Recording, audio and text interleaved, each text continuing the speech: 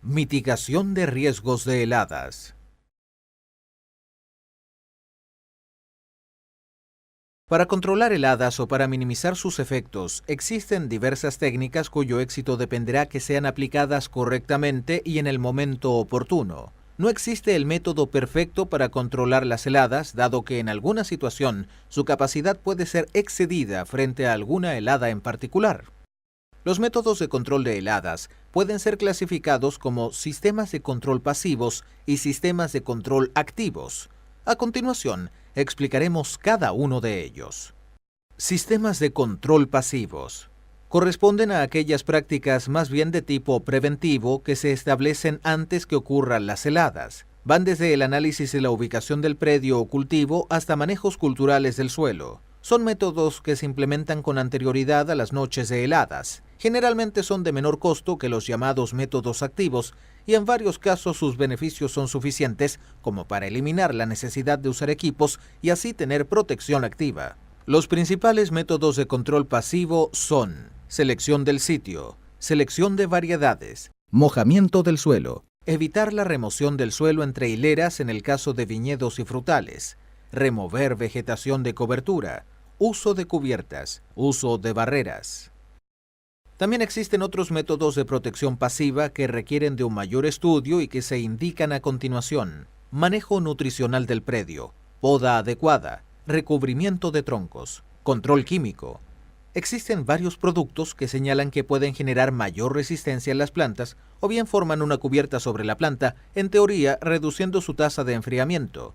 Estos productos deben ser probados caso a caso. Control de bacterias en las plantas. Las bacterias denominadas INA, Pseudomonas syringae, Erwina herbicicola y Pseudomonas fluorescens, son capaces de formar núcleos de hielo. Repasaremos las características y utilidad o limitaciones de los principales métodos de control pasivo de heladas. Selección del sitio.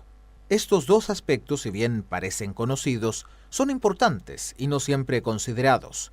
Debido al interés por establecer plantaciones frutícolas en nuevas zonas, los criterios de selección del sitio han tomado renovada importancia frente a las nuevas condiciones de variabilidad climática. En el caso de nuevas plantaciones, el mejor sistema de prevención de heladas es la selección del sitio adecuado, ya sea seleccionando lugares donde ocurren pocas heladas, analizando la topografía del lugar, según el cual puede hasta llegar a ser recomendable nivelar los bajos o bien ubicar la plantación en la parte alta de los valles. Esto debido a que el aire más frío es más denso que el aire más cálido, por lo cual se deposita en la zona baja de los valles. Uso de barreras. Es otra práctica importante dependiendo de la configuración del sitio. Para analizar la posibilidad de instalar o eliminar barreras, es necesario conocer previamente por dónde ocurre el paso del aire frío, es decir, identificar cuál es el camino que sigue el aire frío hasta llegar a instalarse sobre el suelo. Pueden existir situaciones que faciliten un camino o paso del aire frío hacia el cultivo, como son bajos, cauces de agua, entonces la instalación de barreras que desvíen su paso es adecuada. También puede haber barreras como alamedas, bosquetes, etc., que obstaculizan la salida del aire frío desde la plantación, en cuyo caso se deberían eliminar. Mojamiento del suelo. El almacenamiento de calor en el suelo está muy relacionado con su contenido de agua. Previo a un periodo con riesgos de heladas, es recomendable mantener el suelo con alta humedad, casi cercana a capacidad de campo. Esta práctica ha demostrado que eleva la temperatura en 0,3 grados Celsius en comparación a un suelo con menos humedad. Es una medida adecuada para heladas de tipo radiativas. Remover vegetación de cobertura. La existencia de una cubierta vegetal en la entrehilera, en el caso de frutales, presenta una menor capacidad de acumulación de calor y por tanto el efecto perjudicial de la helada es mayor en suelos con cubierta vegetal en comparación a suelos sin cubierta vegetal. Cuando no es factible eliminar la cobertura vegetal, es recomendable mantenerla lo más corta posible. El mismo efecto negativo lo tiene la presencia de otras coberturas como son los llamados mulch, porque reducen la transferencia de calor al suelo, haciendo al huerto más susceptible a la helada, especialmente desde el botón floral en adelante. En general, el uso de mulch es solo recomendado para aquellas localidades donde existe riesgo de congelar el suelo y dañar las raíces. Es una medida adecuada para heladas de tipo radiativas. Evitar la remoción del suelo entre hileras. En la época de heladas no es recomendable tener el suelo rastreado o removido, puesto que almacena aire helado entre los terrones, y cuanto mayores espacios con aire existan en el suelo, se tenderá a almacenar y transferir menos calor. Por esta razón, es una práctica recomendable tener el suelo lo menos intervenido posible y mojarlo, todo lo cual aumentará el almacenaje de calor y mejorará su transferencia. Es una medida adecuada para heladas de tipo radiativas. Uso de cubiertas. La atmósfera bajo las cubiertas mantiene algunos grados más de temperatura que el cielo abierto porque reducen la pérdida de calor por convección desde el suelo al aire. Sin embargo, se debe tener cuidado en el cálculo de la resistencia del sistema para eventualmente resistir peso de hielo o lluvia y en seleccionar el plástico que debe ser de calidad. Las cubiertas en uso son de tipo removible y son fabricadas con distintos films plásticos. En ningún caso se debe utilizar polietilenos delgados, pues a través de ellos se pierde el calor libremente. FAO señala que el grado de protección por uso de cubiertas oscila entre 1 y 5 grados Celsius dependiendo del grosor del plástico. La misma fuente indica que si bien ha habido casos de aumento de temperatura del aire bajo cubiertas con plásticos de color negro, los mejores resultados se obtienen con plásticos de tipo translúcidos. Las carpas o cubiertas plásticas disminuyen el efecto de heladas radiativas y si están bien diseñadas podrían disminuir efectos de heladas advectivas al limitar ingreso de masas de aire frío al cuartel. Sistemas de control activos. Este tipo de control tiene por objetivo evitar el daño en el momento en que se está produciendo la helada, aportando calor para evitar que la temperatura caiga bajo el umbral de daño a los tejidos u órganos presentes en las plantas. Existen varias alternativas de métodos activos para controlar heladas. Riego por aspersión elevado, mojar el follaje, calefactores, calentadores de aire, torres de ventilación, ventiladores, aspas o máquinas de viento, combinación de los métodos anteriores. Riego por aspersión elevado, mojando el follaje. Es uno de los métodos que mejores resultados ha logrado y es el único capaz de controlar heladas de tipo advectivas, aquellas que ocurren por masas de aire frío. Este método se basa en la capacidad del agua de entregar calor cuando ella se enfría. El agua tiene una temperatura promedio que fluctúa alrededor de 10 grados Celsius en reservorios superficiales y de 14 a 16 grados Celsius si ella es sacada de pozos profundos. Una vez aplicada sobre el follaje y mientras se enfría, libera calor hacia los tejidos de las plantas y el ambiente inmediato que la rodea, protegiendo así a los tejidos.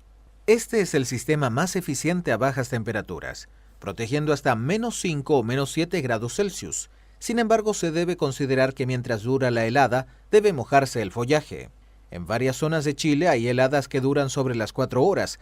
Adicionalmente, este sistema se asocia a la humedad y la posible proliferación de enfermedades, especialmente durante la floración, por lo que es poco recomendable usar en almendros, damascos o en condiciones de floraciones tempranas. En algunos casos se considera necesario incluir en los costos aplicaciones adicionales de fungicidas tras el uso de este método.